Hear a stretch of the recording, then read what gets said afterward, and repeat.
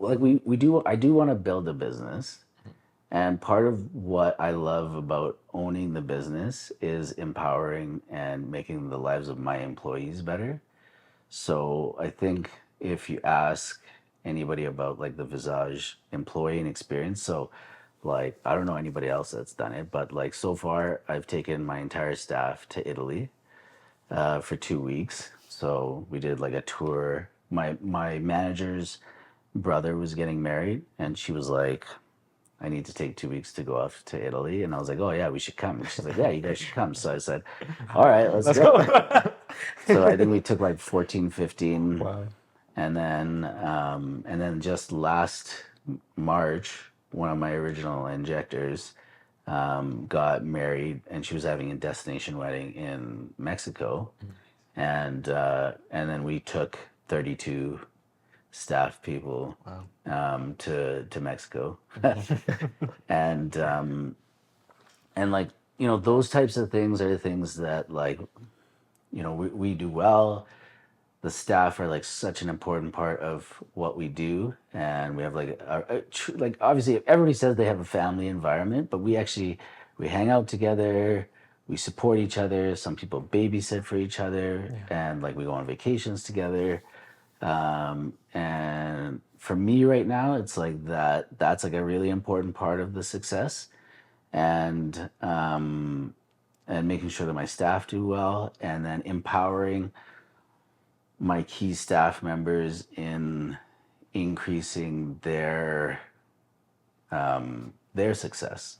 So like I had like I have a few nurses that are probably, I would be surprised if they're not some of the highest paid nurses in not just Manitoba but in Canada. And the reason is why is that I said, okay, fine. And I'm very transparent. This is the money that I make off of you. This is the money that you generate. Okay.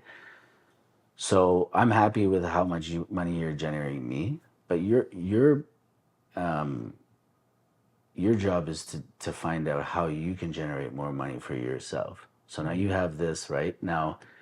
For instance, the one that does a lot of the organizing for the hair transplant. I said, well, you're in hair transplant. I said you should hire people under you to start doing other things that are going to generate you more revenue, so you can take a cut of that. And thinking in that mindset where you're optimizing your time. So, because a lot of the people that work as like mid levels, right, or that mindset is time for money for time. Okay, and you have to get out of that whole mindset and think like, okay, now how can I multiply that factor where I'm making money from other people's time too, right? So that's that. And she's doing fantastic. Then I have another that we're putting through more additional schools so that she can become basically a nurse manager and she can manage her own clinic. And then we have a third who is basically now creating an entire school for business, for basically teaching like medical aesthetics, injecting, laser, all that kind of stuff. And we're helping them through that. And then those become bigger sources of income for them, for their family. And then we get a cutback on making them more successful, right? And that's like my philosophy now with like our staff is that what I always tell them is like, if you make more money, that means that I'm making more money, right? And I'm happy for you in that scenario that you're making more, you're doing more, you're being more successful. And so really like a lot of my focus in the clinic now has been kind of empowering some of our key people to like to help them build the business bigger from like internally and increasing like their own success level too as well. So it's a hustler turned mentor. Yeah. I do. I try to do a lot of that because one of the biggest things for us is like we have probably just under 100 employees, which is like a big responsibility. And it's a big task because sometimes when you think like, there's like 100 people and families that rely on the income that you provide Yeah. entirely as a business, right? Mm-hmm. But then within that too, I've really like part of my purpose has been really trying to empower them to make more because I always have patience. Like I don't do a lot of HR because I'm not like a tactful person when it comes to those conversations. But like if you ever come to me and ask me for more money, my answer is always my staff know like that their answer is the same. Mm-hmm. My answer is always the same. You want more money? Okay, fine, perfect. How are we gonna make more money? Mm-hmm. Yeah. Yeah. You know, like you're my patient coordinator. You wanna bring in leads? Okay, perfect. I could pay you more money if you increase my bottom line. So all you have to do is not come to me and ask for more money. You got to come to me and say, "Hey, look, I think we can do this, which will increase the amount of consults or the amount of surgeries that we're getting in, and I want this percentage of that cut." So fine, great. We'll track it.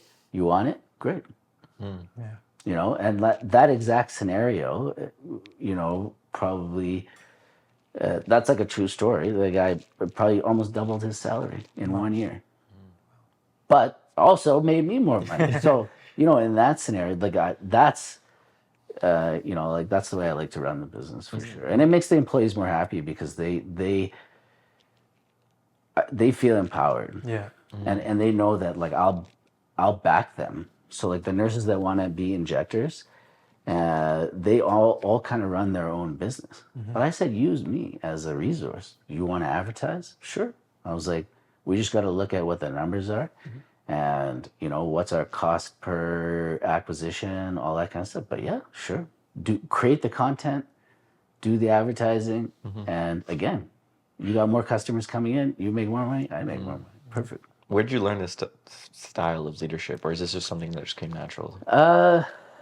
I mean, through the business for sure, through the business for sure. But like, I mean, I think I think it just became a realization that if you're selfish, like if you're only worried about money, like I don't look at the money from the bottom line perspective, but if you look at that, you'll miss like everything else, and it's never a path to success.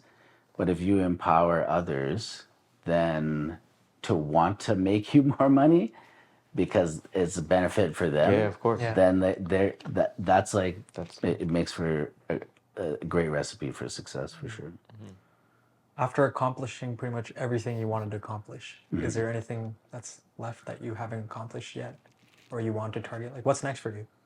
Well, I mean, okay, so in facial plastic surgery, you're never done. Yeah. It's a constant like improving. Like I'm going to Portugal at the end of the month to do live surgery with like a bunch of like crazy surgeons from all around the world. Okay, and we're learning from each other. And because that part, and one of the parts with facial plastic surgery is that like you can always get better. There's always like things changing, innovating. So that part always keeps me fulfilled, and kind of we're always trying to get better from that perspective.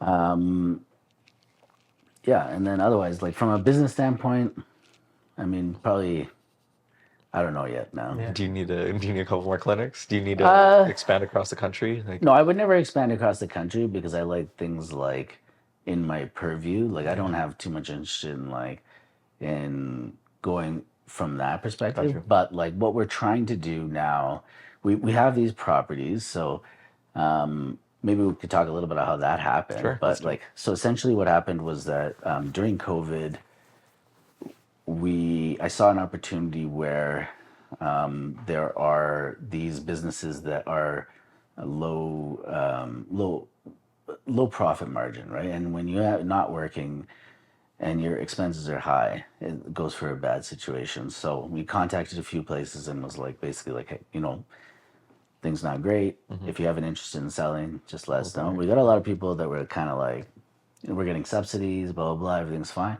And then we got to start getting a lot of calls back after those things stopped, right? Because Yeah. now we got back to the real world.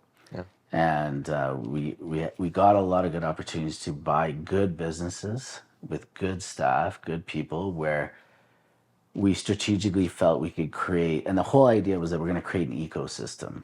Okay, so now we have the surgery, we have the heavy aesthetic stuff, but like, how do we build that ecosystem where we have like, so we have City Looks Salon, which is like, it's low cost, high volume.